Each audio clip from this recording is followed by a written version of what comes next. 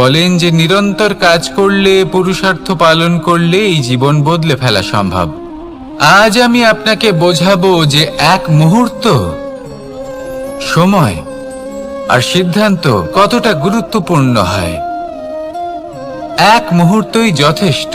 একটা মুহূর্ত এত শক্তিশালী হতে পারে যে তা আপনার সমগ্র জীবন পাল্টে দিতে পারে। এমন এক সময় ছিল শ্রীরামের কাছে যখন ওনাকে সিদ্ধান্ত নিতে হয় যে উনি নিজের পিতার আদেশ পালন করতে বনবাসে যাবেন নাকি যাবেন না। উনি সেই আদেশ পালন করেছিলেন, তারপর সময় অনুসারে উপযুক্ত সিদ্ধান্ত নিলেন। আর আজ সকলের মনে বসবাস করেন শ্রীরাম। আর অন্যদিকে আছে রাবণ। ওনার কাছে একটা সময় ছিল, একটা সুযোগ ছিল নিজের প্রারব্ধকে শুভ করে তোলার। উনি ভুল করলেন আর মৃত্যু লাভ করলেন। নির্বাচন সবসময় আপনার হাতে, শুধু আপনাকে সময়কে বুঝতে হবে, সেই মুহূর্তকে বুঝতে হবে আর উচিত সিদ্ধান্ত নিতে হবে, ব্যাস। বুঝতে শিখুন এই সময়ের দাবি কি, বুঝতে শিখুন এই সময়ের ইচ্ছে কি, আর উচিত সিদ্ধান্ত নিন। আর আমার সাথে ভালোবেসে বলুন, রাধা রাধা। জ্ঞান এবং অহংকার, এই দুইয়ের মধ্যে সম্পর্ক কোথায়? সম্পর্ক ঠিক সেরকম যেরকম হাত এবং কাঁকনের, যেমন চোখ এবং দৃষ্টির সম্পর্ক। এবার আপনি বলবেন, এ আমি কি বলছি? জ্ঞান এবং অহংকারের এমন সম্পর্ক কি করে হতে পারে? দেখুন, যে ব্যক্তি জ্ঞানী, যার কাছে জ্ঞান রয়েছে এবং তিনি জানেন যে তার কাছে জ্ঞান রয়েছে, তার মধ্যে নিজে থেকেই অহংবোধ জাগ্রত হয়। খুব কম সংখ্যক এমন জ্ঞানী ব্যক্তি আছেন যারা নিজেদের অহংকারের বিষয়ে আঁচ করতে পারেন। প্রকৃত জ্ঞানী হলেন তিনি, যিনি নিজের জ্ঞানের সদ্ব্যবহার করে অহংকারকে দূর করেন। উচিত সময় বুঝে যান, নিজের অন্তর যাচাই করে এই বিষয়টা দেখেন যে তার অন্তরে অহংবোধ জাগ্রত হচ্ছে এবং নিজেকে সেখানেই থামিয়ে দেন, যাতে অহংকারের পথে তিনি অগ্রসর না হয়ে যান। এই অহংকার কখন উচিত, কখন অনুচিত, কখন প্রয়োগ করা উচিত, উচিত নয়, কখন বাধা দেওয়া উচিত, এটা শেখা অত্যন্ত প্রয়োজনীয়। আর যদি এটা আপনি শিখতে পারেন, তাহলে আপনি একজন জ্ঞানীও হয়ে উঠবেন এবং সুখীও থাকবেন। তাই মনে রাখবেন, এই জ্ঞান নিয়ে কখনোই অহংকার করবেন না, বরং সবসময় নিজের অহংবোধের বিষয়ে প্রকৃত ধারণা রাখবেন। আসুন আমার সাথে ভালোবেসে বলুন, রাধা রাধা। আমাদের জীবনে 7 ধরনের সুখ আছে, আর সেগুলো লাভ করার জন্য আমরা অত্যন্ত প্রচেষ্টা করি। কিন্তু কোনো প্রচেষ্টা করার পূর্বে তা কিভাবে করব সেটা বোঝা খুব প্রয়োজন, আর সেখানেই আমরা ভুল করে থাকি। যে কাজটা আমাদের পরে করা উচিত, সেটাই আমরা আগে করে বসি। আপনাকে স্পষ্ট করে বোঝাই, প্রত্যেক সুখের সাথে 2টি ক্রিয়া জড়িত থাকে। এবার যখন আমরা ধনের কথা বলি, তখনও 2টি ক্রিয়া জুড়ে থাকে।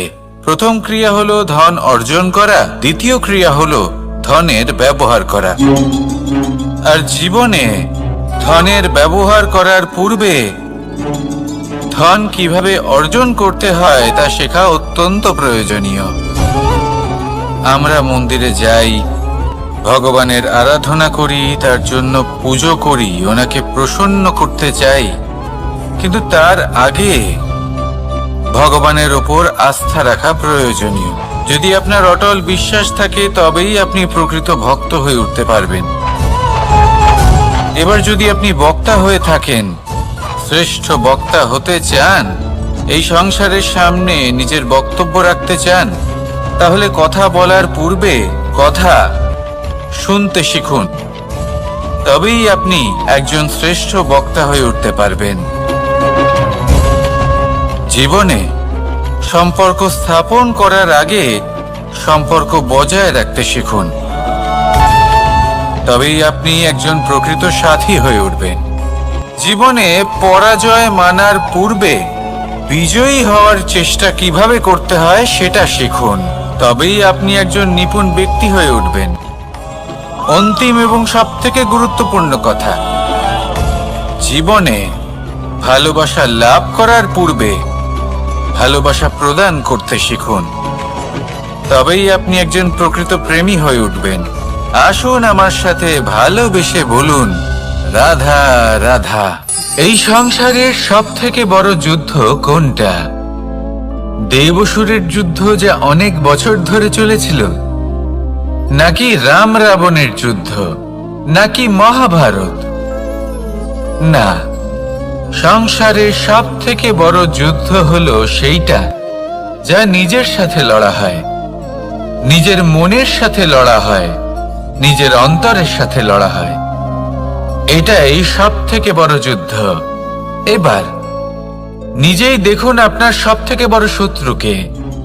আপনার স্বার্থ, আপনার কামনাগুলি, আপনার অহংকারগুলি, যা আপনাকেই নষ্ট করে দেয়। যদি এদের ওপর আপনি বিজয় লাভ করতে পারেন, তাহলে ধরে নিন এই সংসারে সবার ওপরে আপনি বিজয় লাভ করতে পারবেন। এই সংসারে কেউ আপনাকে পরাজিত করতে পারবে না। কিন্তু তার জন্য প্রয়োজন অনুভূতির। অনুভূতি ভালোবাসার, অনুভূতি অনুপ্রেরণার। যে ব্যক্তি ভালোবাসতে পারেন এবং প্রেরণা দিতে পারেন, তিনি চিরকাল জয় লাভ করতে পারেন। নিজের কাছে ভালোবাসার এক অস্ত্র রাখুন আর প্রেরণার এক ঢাল। জীবনে কেউ আপনাকে পরাজিত করতে পারবে না। আসুন আর আমার সাথে ভালোবেসে বলুন, রাধা রাধা। সৌন্দর্য। মানুষ নিজের সৌন্দর্যের বিষয়ে কতটা ভাবে, চায় যে সে সব থেকে বেশি রূপবান হবে, সব থেকে বেশি সুন্দর হবে। কিন্তু সৌন্দর্যের পরিভাষা কি তা কি সে জানে?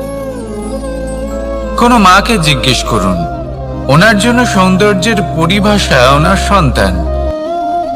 কোনো ভক্তকে জিজ্ঞেস করুন, ওনার জন্য সৌন্দর্যের পরিভাষা ওনার ভগবান। শ্রীরামকে জিজ্ঞেস করুন, ওনার জন্য সৌন্দর্যের পরিভাষা হলো হনুমান। ভাঙা হানু, ফুলে যাওয়া মুখ, দেখতে গেলে উনি বানর, লম্বা লেজ, এত নিরীহ যে ওনাকে অমূল্য মালা দিলে সেটা ছিঁড়ে তার ভেতরে শ্রীরামকে খুঁজছিলেন।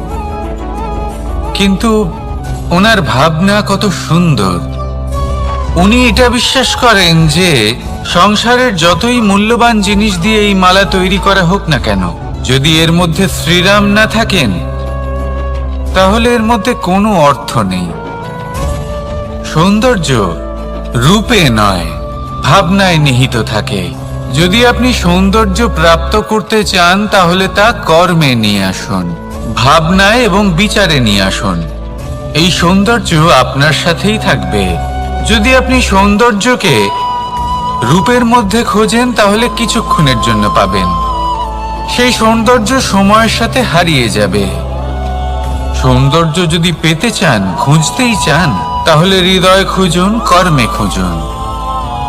মন প্রসন্ন হয়ে বলবে, রাধা রাধা। এই সংসারে মানুষ জন্মগ্রহণ করেন, বড় হতে থাকেন, পুরুষার্থ লাভ করেন, অর্জন করেন। অর্জন করা আসলে কি? বেশিরভাগ মানুষ বলেন অর্জন করা অর্থাৎ ধন সম্পত্তি অর্জন করা। আর কি অর্জন করা যায়? আর কি লাভ করা যায়? আসল প্রশ্ন হলো এটাই যে কি এমন আছে যা বাস্তব রূপে অর্জন করার যোগ্য। তা হলো ব্যবহার, জ্ঞান এবং সন্তোষ। কেন? কারণ আপনি যখন এই সংসার ছেড়ে চলে যাবেন, তখন আপনার ধন সম্পত্তি আপনাকে বিদায় জানাতে আসবে না। আপনাকে বিদায় জানাতে আসবে আপনার আপনজন, যাদের সাথে আপনার সুসম্পর্ক ছিল। সমগ্র সংসারে সহস্র মানুষ ধন অর্জন করে থাকেন। শ্রেষ্ঠ মানুষ হলেন তিনি, যিনি ব্যবহার, জ্ঞান এবং সন্তোষ অর্জন করে থাকেন, একে সকলের মধ্যে বিতরণ করেন। তাই এটাই করুন আর আমার সাথে ভালোবেসে বলুন, রাধা রাধা। সেই কখন থেকে এই পুস্তকটিকে দেখছি, কিন্তু এর থেকে আমি কোনো জ্ঞান লাভ করতেই পারছি না। এবার আপনি বলবেন যে আজ কেমন বিচিত্র কথা বলছি আমি। যদি এই পুস্তক থেকে আমাকে জ্ঞান লাভ করতে হয়, তাহলে শুধুই তাকিয়ে থাকলে হবে না। আমাকে এই পুস্তককে খুলতে হবে, পড়তে হবে, তাকে বুঝতে হবে, তবেই তো জ্ঞান প্রাপ্তি হবে। বড়ই সহজ একটা ব্যাপার, কিন্তু একে যাপন করা অত্যন্ত কঠিন, তাই না? আপনি নিজেকেই দেখে নিন। আপনার কাছে অনেক জ্ঞান রয়েছে। সহজ থেকে সহজতর জ্ঞানের কথা যদি বলি, আপনি এটুকু তো জানেন যে সত্যি কথা বলা ভালো কাজ, দান করা হলো পুণ্যের কাজ। আপনি জানেন যে পরিশ্রম করলে সাফল্য আসবে। এই জ্ঞান তো আমাদের কাছে রয়েছে, এমন অনেক জ্ঞান আমাদের কাছে রয়েছে, কিন্তু আলস্যের কারণে, অবহেলা করে আমরা শুধু এই জ্ঞান প্রয়োগ করতে পারি না, এই জ্ঞান যাপন করতে পারি না, একে আচরণে প্রয়োগ করতে পারি না, সেই জন্য দুঃখী হয়ে যাই। তাই আপনার কাছে যা যা জ্ঞান আছে, যা যা জ্ঞান আপনি লাভ করেছেন, সেই জ্ঞান যাপন করা শুরু করুন, জীবনে প্রয়োগ করতে শুরু করুন। এই মন প্রত্যেকটি মুহূর্তে প্রসন্ন থাকবে, আর লক্ষ্য প্রাপ্ত করে এই মন বলবে, রাধা রাধা। একটা জলের ফোঁটাকে ফোঁটা নামে সম্বোধন করা হয়। অনেক ফোঁটা একত্রিত হলে সাগরের রূপ ধারণ করে। শুধু একটা পাতাকে পাতা বলা হয়, অন্য অনেক পাতার সাথে একত্রিত হলে তা গ্রন্থের রূপ ধারণ করে। একটা মাত্র সুতো অন্য সুতোর সাথে মিলিত হলে বস্ত্রের রূপ ধারণ করে। অনেক সংখ্যক ইট একত্রিত হলে মহলের রূপ ধারণ করে।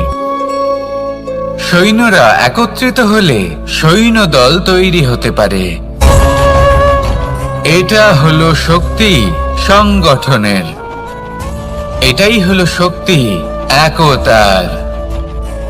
তা সে বনস্পতি হোক বা কোনো ব্যক্তিই হোক, কোনো মনোভাবই হোক, যদি একা থাকে তাহলে দুর্বল হয়ে পড়বে।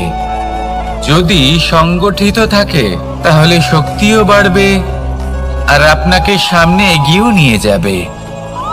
তাই এই একতায় বিশ্বাস রাখুন আর আমার সাথে ভালোবেসে বলুন, রাধা রাধা। এমন কিছু রয়েছে মানুষের মনে, তাদের জীবনে এমন এক আবেগ যা সর্বজন বিদিত, যা সবাই জানেন যে উপস্থিত আছে, সেটাকে আমরা সমস্যা বলে থাকি।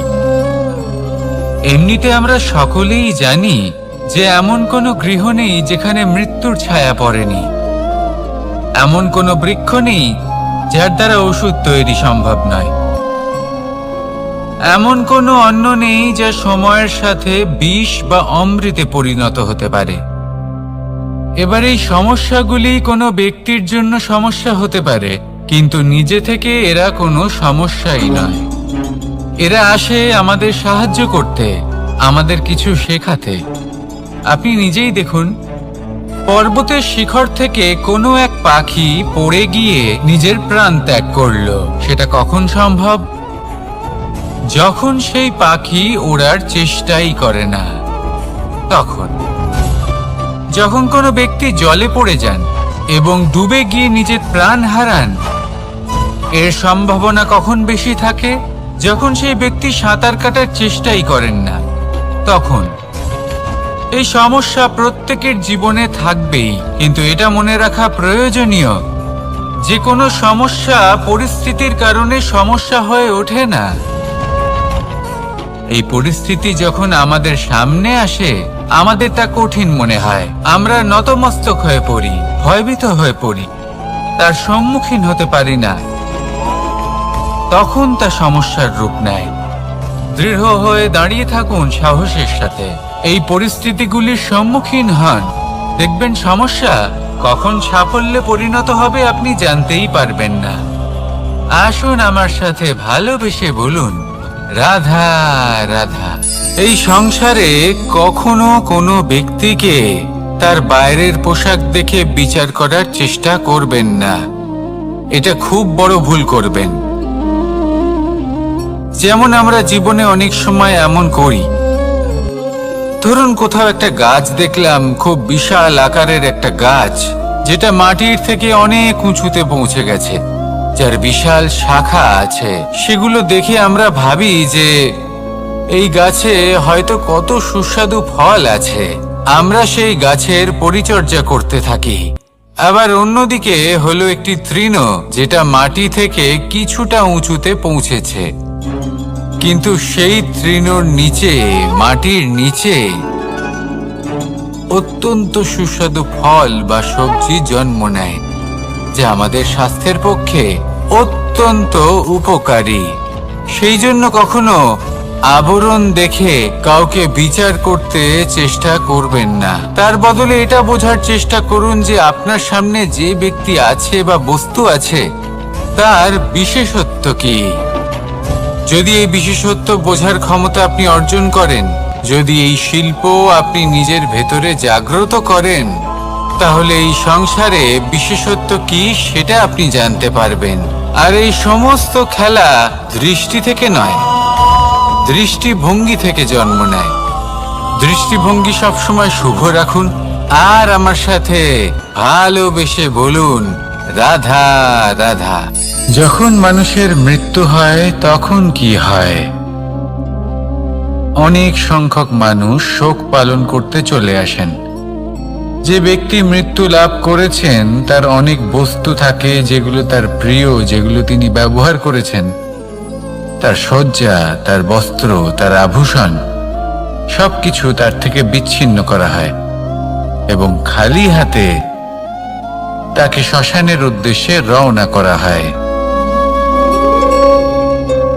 আমি আপনাকে এই প্রশ্ন করতে চাই, আপনি এই সংসারে কি অর্জন করেছেন? ধন সম্পত্তি, বস্ত্র, আভূষণ, এই সব কিছু যে আপনি অর্জন করেছেন, আপনার মৃত্যুর পরে তা আপনার থেকে দূর হয়ে যাবে। এর উত্তর হলো একটাই, আপনার কর্ম। শুধু সেটাই আছে যে একান্ত আপনার, আর শুধু সেটাই এই সংসার থেকে চলে যাওয়ার পরেও সংসারেই জীবিত থাকবে। যদি আপনি দুষ্কর্ম করেন, তাহলে এই সংসার আপনাকে একটি অনুচিত উদাহরণ হিসেবে মনে রাখবে যে এই ব্যক্তি খুব পাপী ছিল, অনুচিত কর্ম করতেন। যে পথে তিনি চলেছেন সেই পথে কারোর চলা উচিত নয়। সেখানেই যদি আপনি সৎকর্ম করেন, তাহলে সংসার চিরকাল এটাই বলবে যে খুব ভালো মানুষ ছিলেন, সবাইকে ভালোবাসতেন, সবাইকে সাহায্য করতেন, আমার খুব প্রিয় মানুষ ছিলেন। এটাই হলো শ্রেষ্ঠ কর্ম। সেই জন্য জীবনে শুধুমাত্র ধন সম্পত্তি, আভূষণ এই সব অর্জন করতে গিয়ে নিজের মনোনিবেশ করবেন না। শ্রেষ্ঠ কর্ম করুন। সংসার থেকে চলে যাওয়ার পরেও এই কর্মই এই সংসারে আপনাকে জীবিত রাখবে। আসুন আমার সাথে ভালোবেসে বলুন, রাধা রাধা। আমরা সবাই সূর্যকে সম্মান করি, ওনাকে শ্রদ্ধা করি, ওনাকে পুজো করি। এই সূর্য আমাদের শক্তি প্রদান করেন, প্রকাশ প্রদান করেন। কখনো কখনো উষ্ণতা এতটাই বাড়িয়ে তোলেন, এতটাই তপ্ত করে তোলেন, আমাদের একথা মনে হয় যে আমাদের এই শরীর জ্বলে যাচ্ছে। তখনও আমরা বিরোধিতা করি না, তাকে কটু কথা শোনাই না, আমরা সসম্মানে তা গ্রহণ করি। কেন? কেন করি? কারণ আমরা জানি যে সন্ধেবেলা যখন সূর্যাস্ত হবে তখন শুধুমাত্র অন্ধকার বাকি থাকবে। ঠিক কিছুটা এরকমই হয় আমাদের মাতা পিতাও, যিনি আমাদের জন্ম দেন, আমাদের ভরণ পোষণ করেন, আমাদের বড় করেন, আমাদের প্রেম প্রদান করেন। কখনো কখনো তাদের মুখ থেকে কটু কথা নিঃসৃত হয়, আমাদের দুঃখ হয়, কিন্তু তখন আমাদের এটা বোঝা উচিত এগুলি নিঃসৃত হচ্ছে আমাদেরই মঙ্গলের জন্য। যেমন সূর্যদেব, উনিও উত্তাপ দিয়ে থাকেন আমাদেরই মঙ্গলের জন্য, যাতে ফসল পাকতে পারে, যাতে জল বাষ্প হয়ে মেঘ হতে পারে, বৃষ্টি হতে পারে, আর এই সংসারে নিরন্তর জলের প্রবাহ থাকে। আমাদের মাতা পিতা, তাদের কঠোর আচরণ, তাদের কঠোর অনুশাসনের পেছনে লুকিয়ে থাকে ওনাদের ভালোবাসা। আমাদের তা বুঝতে হবে, সসম্মানে ওনাদের গ্রহণ করতে হবে। কারণ ঠিক সূর্যাস্তের পরে যেমন চতুর্দিক অন্ধকারচ্ছন্ন হয়ে যায়, তেমনি আমাদের জীবন থেকে যখন আমাদের মাতা পিতা চলে যায় তখন আমাদের জীবনেও শুধু এবং শুধুমাত্র অন্ধকারই ছেয়ে থাকে। সেই জন্য নিজের মাতা পিতাকে সম্মান করুন, ওনাদের ভালোবাসা প্রদান করুন। এই মন আর এই জীবন প্রসন্ন হয়ে বলবে রাধা রাধা। কিছু মানুষ বলেন যে নিরন্তর কাজ করলে, পুরুষার্থ পালন করলে এই জীবন বদলে ফেলা সম্ভব। আজ আমি আপনাকে বোঝাবো যে এক মুহূর্ত, সময় আর সিদ্ধান্ত কতটা গুরুত্বপূর্ণ হয়। এক মুহূর্তই যথেষ্ট। একটা মুহূর্ত এত শক্তিশালী হতে পারে যে তা আপনার সমগ্র জীবন পাল্টে দিতে পারে। এমন এক সময় ছিল শ্রীরামের কাছে, যখন ওনাকে সিদ্ধান্ত নিতে হয় যে উনি নিজের পিতার আদেশ পালন করতে বনবাসে যাবেন নাকি যাবেন না। উনি সেই আদেশ পালন করেছিলেন, তারপর সময় অনুসারে উপযুক্ত সিদ্ধান্ত নিলেন। আর আজ সকলের মনে বসবাস করেন শ্রীরাম। আর অন্যদিকে আছে রাবণ। ওনার কাছে একটা সময় ছিল, একটা সুযোগ ছিল নিজের প্রারব্ধকে শুভ করে তোলার। উনি ভুল করলেন আর মৃত্যু লাভ করলেন। নির্বাচন সবসময় আপনার হাতে, শুধু আপনাকে সময়কে বুঝতে হবে, সেই মুহূর্তকে বুঝতে হবে আর উচিত সিদ্ধান্ত নিতে হবে, ব্যাস। বুঝতে শিখুন এই সময়ের দাবি কি, বুঝতে শিখুন এই সময়ের ইচ্ছে কি, আর উচিত সিদ্ধান্ত নিন। আর আমার সাথে ভালোবেসে বলুন রাধা রাধা। জ্ঞান এবং অহংকার, এই দুইয়ের মধ্যে সম্পর্ক কোথায়? সম্পর্ক ঠিক সেরকম যেরকম হাত এবং কাঁকনের, যেমন চোখ এবং দৃষ্টির সম্পর্ক। এবার আপনি বলবেন, এ আমি কি বলছি? জ্ঞান এবং অহংকারের এমন সম্পর্ক কি করে হতে পারে? দেখুন, যে ব্যক্তি জ্ঞানী, যার কাছে জ্ঞান রয়েছে এবং তিনি জানেন যে তার কাছে জ্ঞান রয়েছে, তার মধ্যে নিজে থেকেই অহংবোধ জাগ্রত হয়। খুব কম সংখ্যক এমন জ্ঞানী ব্যক্তি আছেন যারা নিজেদের অহংকারের বিষয়ে আঁচ করতে পারেন। প্রকৃত জ্ঞানী হলেন তিনি, যিনি নিজের জ্ঞানের সদ্ব্যবহার করে অহংকারকে দূর করেন।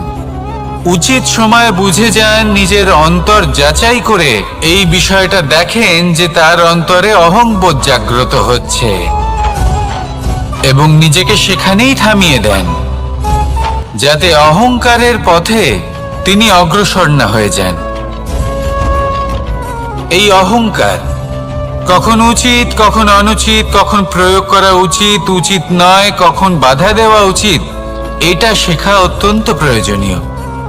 আর যদি এটা আপনি শিখতে পারেন, তাহলে আপনি একজন জ্ঞানীও হয়ে উঠবেন এবং সুখীও থাকবেন। তাই মনে রাখবেন, এই জ্ঞান নিয়ে কখনোই অহংকার করবেন না, বরং সবসময় নিজের অহংবোধের বিষয়ে প্রকৃত ধারণা রাখবেন। আসুন আমার সাথে ভালোবেসে বলুন, রাধা রাধা। আমাদের জীবনে 7 ধরনের সুখ আছে, আর সেগুলো লাভ করার জন্য আমরা অত্যন্ত প্রচেষ্টা করি। কিন্তু কোনো প্রচেষ্টা করার পূর্বে তা কিভাবে করব সেটা বোঝা খুব প্রয়োজন, আর সেখানেই আমরা ভুল করে থাকি। যে কাজটা আমাদের পরে করা উচিত সেটাই আমরা আগে করে বসি। আপনাকে স্পষ্ট করে বোঝাই, প্রত্যেক সুখের সাথে 2টি ক্রিয়া জড়িত থাকে। এবার যখন আমরা ধনের কথা বলি তখনও 2টি ক্রিয়া জুড়ে থাকে। প্রথম ক্রিয়া হলো ধন অর্জন করা, দ্বিতীয় ক্রিয়া হলো ধনের ব্যবহার করা। আর জীবনে ধনের ব্যবহার করার পূর্বে ধন কিভাবে অর্জন করতে হয় তা শেখা অত্যন্ত প্রয়োজনীয়। আমরা মন্দিরে যাই, ভগবানের আরাধনা করি, তার জন্য পুজো করি, ওনাকে প্রসন্ন করতে চাই, কিন্তু তার আগে ভগবানের ওপর আস্থা রাখা প্রয়োজনীয়। যদি আপনার অটল বিশ্বাস থাকে তবেই আপনি প্রকৃত ভক্ত হয়ে উঠতে পারবেন। এবার যদি আপনি বক্তা হয়ে থাকেন, শ্রেষ্ঠ বক্তা হতে চান, এই সংসারের সামনে নিজের বক্তব্য রাখতে চান, তাহলে কথা বলার পূর্বে কথা শুনতে শিখুন। তবেই আপনি একজন শ্রেষ্ঠ বক্তা হয়ে উঠতে পারবেন। জীবনে সম্পর্ক স্থাপন করার আগে সম্পর্ক বজায় রাখতে শিখুন। তবেই আপনি একজন প্রকৃত সাথী হয়ে উঠবেন। জীবনে পরাজয় মানার পূর্বে বিজয়ী হওয়ার চেষ্টা কিভাবে করতে হয় সেটা শিখুন। তবেই আপনি একজন নিপুণ ব্যক্তি হয়ে উঠবেন। অন্তিম এবং সবথেকে গুরুত্বপূর্ণ কথা, জীবনে ভালোবাসা লাভ করার পূর্বে ভালোবাসা প্রদান করতে শিখুন। তবেই আপনি একজন প্রকৃত প্রেমী হয়ে উঠবেন। আসুন আমার সাথে ভালোবেসে বলুন, রাধা রাধা। এই সংসারের সবথেকে বড় যুদ্ধ কোনটা? দেব-অসুরের যুদ্ধ যা অনেক বছর ধরে চলেছিল, নাকি রাম রাবণের যুদ্ধ, নাকি মহাভারত? না, সংসারের সবথেকে বড় যুদ্ধ হলো সেইটা যা নিজের সাথে লড়া হয়, নিজের মনের সাথে লড়া হয়, নিজের অন্তরের সাথে লড়া হয়। এটাই সবথেকে বড় যুদ্ধ। এবার নিজেই দেখুন আপনার সবথেকে বড় শত্রুকে। আপনার স্বার্থ, আপনার কামনাগুলি, আপনার অহংকারগুলি, যা আপনাকেই নষ্ট করে দেয়। যদি এদের ওপর আপনি বিজয় লাভ করতে পারেন, তাহলে ধরে নিন এই সংসারে সবার উপরে আপনি বিজয় লাভ করতে পারবেন। এই সংসারে কেউ আপনাকে পরাজিত করতে পারবে না, কিন্তু তার জন্য প্রয়োজন অনুভূতির। অনুভূতি ভালোবাসার, অনুভূতি অনুপ্রেরণার। যে ব্যক্তি ভালোবাসতে পারেন এবং প্রেরণা দিতে পারেন, তিনি চিরকাল জয় লাভ করতে পারেন। নিজের কাছে ভালোবাসার এক অস্ত্র রাখুন আর প্রেরণার এক ঢাল। জীবনে কেউ আপনাকে পরাজিত করতে পারবে না। আসুন আর আমার সাথে ভালোবেসে বলুন, রাধা রাধা। সৌন্দর্য। মানুষ নিজের সৌন্দর্যের বিষয়ে কতটা ভাবে, চায় যে সে সব থেকে বেশি রূপবান হবে, সব থেকে বেশি সুন্দর হবে। কিন্তু সৌন্দর্যের পরিভাষা কি তা কি সে জানে? কোনো মাকে জিজ্ঞেস করুন, ওনার জন্য সৌন্দর্যের পরিভাষা ওনার সন্তান। কোনো ভক্তকে জিজ্ঞেস করুন, ওনার জন্য সৌন্দর্যের পরিভাষা ওনার ভগবান। শ্রীরামকে জিজ্ঞেস করুন, ওনার জন্য সৌন্দর্যের পরিভাষা হলো হনুমান। ভাঙা হানু, ফুলে যাওয়া মুখ, দেখতে গেলে উনি বানর, লম্বা লেজ, এত নিরীহ যে ওনাকে অমূল্য মালা দিলে সেটা ছিঁড়ে তার ভেতরে শ্রীরামকে খুঁজছিলেন। কিন্তু ওনার ভাবনা কত সুন্দর। উনি এটা বিশ্বাস করেন যে সংসারের যতই মূল্যবান জিনিস দিয়ে এই মালা তৈরি করা হোক না কেন, যদি এর মধ্যে শ্রীরাম না থাকেন তাহলে এর মধ্যে কোনো অর্থ নেই। সৌন্দর্য রূপে নয়, ভাবনায় নিহিত থাকে। যদি আপনি সৌন্দর্য প্রাপ্ত করতে চান তাহলে তা কর্মে নিয়ে আসুন, ভাবনায় এবং বিচারে নিয়ে আসুন। এই সৌন্দর্য আপনার সাথেই থাকবে। যদি আপনি সৌন্দর্যকে রূপের মধ্যে খোঁজেন তাহলে কিছুক্ষণের জন্য পাবেন, সেই সৌন্দর্য সময়ের সাথে হারিয়ে যাবে। সৌন্দর্য যদি পেতে চান, খুঁজতেই চান, তাহলে হৃদয় খুঁজুন, কর্মে খুঁজুন। মন প্রসন্ন হয়ে বলবে রাধা রাধা। এই সংসারে মানুষ জন্মগ্রহণ করেন, বড় হতে থাকেন, পুরুষার্থ লাভ করেন, অর্জন করেন। অর্জন করা আসলে কি? বেশিরভাগ মানুষ বলেন অর্জন করা অর্থাৎ ধন সম্পত্তি অর্জন করা। আর কি অর্জন করা যায়? আর কি লাভ করা যায়? আসল প্রশ্ন হলো এটাই যে কি এমন আছে যা বাস্তব রূপে অর্জন করার যোগ্য। তা হলো ব্যবহার, জ্ঞান এবং সন্তোষ। কেন? কারণ আপনি যখন এই সংসার ছেড়ে চলে যাবেন তখন আপনার ধন সম্পত্তি আপনাকে বিদায় জানাতে আসবে না। আপনাকে বিদায় জানাতে আসবে আপনার আপনজন, যাদের সাথে আপনার সুসম্পর্ক ছিল। সমগ্র সংসারে সহস্র মানুষ ধন অর্জন করে থাকেন। শ্রেষ্ঠ মানুষ হলেন তিনি যিনি ব্যবহার, জ্ঞান এবং সন্তোষ অর্জন করে থাকেন, একে সকলের মধ্যে বিতরণ করেন। তাই এটাই করুন আর আমার সাথে ভালোবেসে বলুন রাধা রাধা।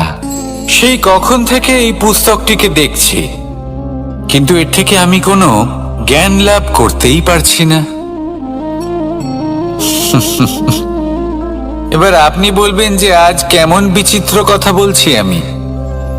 যদি এই পুস্তক থেকে আমাকে জ্ঞান লাভ করতে হয় তাহলে শুধুই তাকিয়ে থাকলে হবে না। আমাকে এই পুস্তককে খুলতে হবে, পড়তে হবে, তাকে বুঝতে হবে, তবেই তো জ্ঞান প্রাপ্তি হবে। বড়ই সহজ একটা ব্যাপার, কিন্তু একে যাপন করা অত্যন্ত কঠিন, তাই না? আপনি নিজেকেই দেখে নিন। আপনার কাছে অনেক জ্ঞান রয়েছে। সহজ থেকে সহজতর জ্ঞানের কথা যদি বলি, আপনি এটুকু তো জানেন যে সত্যি কথা বলা ভালো কাজ, দান করা হলো পুণ্যের কাজ। আপনি জানেন যে পরিশ্রম করলে সাফল্য আসবে। এই জ্ঞান তো আমাদের কাছে রয়েছে, এমন অনেক জ্ঞান আমাদের কাছে রয়েছে, কিন্তু আলস্যের কারণে, অবহেলা করে আমরা শুধু এই জ্ঞান প্রয়োগ করতে পারি না, এই জ্ঞান যাপন করতে পারি না, একে আচরণে প্রয়োগ করতে পারি না, সেই জন্য দুঃখী হয়ে যাই। তাই আপনার কাছে যা যা জ্ঞান আছে, যা যা জ্ঞান আপনি লাভ করেছেন, সেই জ্ঞান যাপন করা শুরু করুন, জীবনে প্রয়োগ করতে শুরু করুন। এই মন প্রত্যেকটি মুহূর্তে প্রসন্ন থাকবে, আর লক্ষ্য প্রাপ্ত করে এই মন বলবে রাধা রাধা। একটা জলের ফোঁটাকে ফোঁটা নামে সম্বোধন করা হয়। অনেক ফোঁটা একত্রিত হলে সাগরের রূপ ধারণ করে। শুধু একটা পাতাকে পাতা বলা হয়, অন্য অনেক পাতার সাথে একত্রিত হলে তা গ্রন্থের রূপ ধারণ করে। একটা মাত্র সুতো অন্য সুতোর সাথে মিলিত হলে বস্ত্রের রূপ ধারণ করে। অনেক সংখ্যক ইট একত্রিত হলে মহলের রূপ ধারণ করে। সৈন্যরা একত্রিত হলে সৈন্যদল তৈরি হতে পারে। এটা হলো শক্তি সংগঠনের, এটাই হলো শক্তি একতার। তা সে বনস্পতি হোক বা কোনো ব্যক্তিই হোক, কোনো মনোভাবই হোক, যদি একা থাকে তাহলে দুর্বল হয়ে পড়বে। যদি সংগঠিত থাকে তাহলে শক্তিও বাড়বে আর আপনাকে সামনে এগিয়েও নিয়ে যাবে। তাই এই একতায় বিশ্বাস রাখুন আর আমার সাথে ভালোবেসে বলুন, রাধা রাধা। এমন কিছু রয়েছে মানুষের মনে, তাদের জীবনে এমন এক আবেগ যা সর্বজন বিদিত, যা সবাই জানেন যে উপস্থিত আছে। সেটাকে আমরা সমস্যা বলে থাকি। এমনিতে আমরা সকলেই জানি যে এমন কোনো গৃহ নেই যেখানে মৃত্যুর ছায়া পড়েনি, এমন কোনো বৃক্ষ নেই যার দ্বারা ওষুধ তৈরি সম্ভব নয়, এমন কোনো অন্ন নেই যা সময়ের সাথে বিষ বা অমৃতে পরিণত হতে পারে। এবার এই সমস্যাগুলি কোনো ব্যক্তির জন্য সমস্যা হতে পারে, কিন্তু নিজে থেকে এরা কোনো সমস্যাই নয়। এরা আসে আমাদের সাহায্য করতে, আমাদের কিছু শেখাতে। আপনি নিজেই দেখুন, পর্বতের শিখর থেকে কোনো এক পাখি পড়ে গিয়ে নিজের প্রাণ ত্যাগ করলো। সেটা কখন সম্ভব? যখন সেই পাখি ওড়ার চেষ্টাই করে না। যখন কোনো ব্যক্তি জলে পড়ে যান এবং ডুবে গিয়ে নিজের প্রাণ হারান, এর সম্ভাবনা কখন বেশি থাকে? যখন সেই ব্যক্তি সাঁতার কাটার চেষ্টাই করেন না। তখন এই সমস্যা প্রত্যেকের জীবনে থাকবেই, কিন্তু এটা মনে রাখা প্রয়োজনীয় যে কোনো সমস্যা পরিস্থিতির কারণে সমস্যা হয়ে ওঠে না। এই পরিস্থিতি যখন আমাদের সামনে আসে, আমাদের তা কঠিন মনে হয়। আমরা নতমস্তক হয়ে পড়ি, ভয়ভীত হয়ে পড়ি, তার সম্মুখীন হতে পারি না। তখন তা সমস্যার রূপ নেয়। দৃঢ় হয়ে দাঁড়িয়ে থাকুন সাহসের সাথে, এই পরিস্থিতিগুলির সম্মুখীন হন। দেখবেন সমস্যা কখন সাফল্যে পরিণত হবে আপনি জানতেই পারবেন না। আসুন আমার সাথে ভালোবেসে বলুন, রাধা রাধা। এই সংসারে কখনো কোনো ব্যক্তিকে তার বাইরের পোশাক দেখে বিচার করার চেষ্টা করবেন না। এটা খুব বড় ভুল করবেন। যেমন আমরা জীবনে অনেক সময় এমন করি। ধরুন কোথাও একটা গাছ দেখলাম, খুব বিশাল আকারের একটা গাছ, যেটা মাটির থেকে অনেক উঁচুতে পৌঁছে গেছে, যার বিশাল শাখা আছে। সেগুলো দেখে আমরা ভাবি যে এই গাছে হয়তো কত সুস্বাদু ফল আছে। আমরা সেই গাছের পরিচর্যা করতে থাকি। আবার অন্যদিকে হলো একটি তৃণ, যেটা মাটি থেকে কিছুটা উঁচুতে পৌঁছেছে, কিন্তু সেই তৃণর নিচে, মাটির নিচে অত্যন্ত সুস্বাদু ফল বা সবজি জন্ম নেয়, যা আমাদের স্বাস্থ্যের পক্ষে অত্যন্ত উপকারী। সেই জন্য কখনো আবরণ দেখে কাউকে বিচার করতে চেষ্টা করবেন না। তার বদলে এটা বোঝার চেষ্টা করুন যে আপনার সামনে যে ব্যক্তি আছে বা বস্তু আছে, তার বিশেষত্ব কি। যদি এই বিশেষত্ব বোঝার ক্ষমতা আপনি অর্জন করেন, যদি এই শিল্প আপনি নিজের ভেতরে জাগ্রত করেন, তাহলে এই সংসারে বিশেষত্ব কি সেটা আপনি জানতে পারবেন। আর এই সমস্ত খেলা দৃষ্টি থেকে নয়, দৃষ্টিভঙ্গি থেকে জন্ম নেয়। দৃষ্টিভঙ্গি সবসময় শুভ রাখুন আর আমার সাথে ভালোবেসে বলুন, রাধা রাধা। যখন মানুষের মৃত্যু হয় তখন কি হয়? অনেক সংখ্যক মানুষ শোক পালন করতে চলে আসেন। যে ব্যক্তি মৃত্যু লাভ করেছেন তার অনেক বস্তু থাকে যেগুলো তার প্রিয়, যেগুলো তিনি ব্যবহার করেছেন। তার শয্যা, তার বস্ত্র, তার আভূষণ সবকিছু তার থেকে বিচ্ছিন্ন করা হয় এবং খালি হাতে তাকে শ্মশানের উদ্দেশ্যে রওনা করা হয়। আমি আপনাকে এই প্রশ্ন করতে চাই, আপনি এই সংসারে কি অর্জন করেছেন?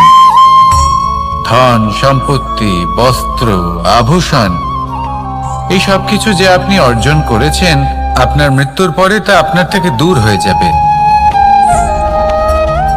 এর উত্তর হলো একটাই, আপনার কর্ম। শুধু সেটাই আছে যে একান্ত আপনার, আর শুধু সেটাই এই সংসার থেকে চলে যাওয়ার পরেও সংসারেই জীবিত থাকবে। যদি আপনি দুষ্কর্ম করেন তাহলে এই সংসার আপনাকে একটি অনুচিত উদাহরণ হিসেবে মনে রাখবে যে এই ব্যক্তি খুব পাপী ছিল, অনুচিত কর্ম করতেন। যে পথে তিনি চলেছেন সেই পথে কারোর চলা উচিত নয়। সেখানেই যদি আপনি সৎকর্ম করেন তাহলে সংসার চিরকাল এটাই বলবে যে খুব ভালো মানুষ ছিলেন, সবাইকে ভালোবাসতেন, সবাইকে সাহায্য করতেন, আমার খুব প্রিয় মানুষ ছিলেন। এটাই হলো শ্রেষ্ঠ কর্ম। সেই জন্য জীবনে শুধুমাত্র ধন সম্পত্তি আভূষণ এই সব অর্জন করতে গিয়ে নিজের মনোনিবেশ করবেন না। শ্রেষ্ঠ কর্ম করুন। সংসার থেকে চলে যাওয়ার পরেও এই কর্মই এই সংসারে আপনাকে জীবিত রাখবে। আসুন আমার সাথে ভালোবেসে বলুন, রাধা রাধা।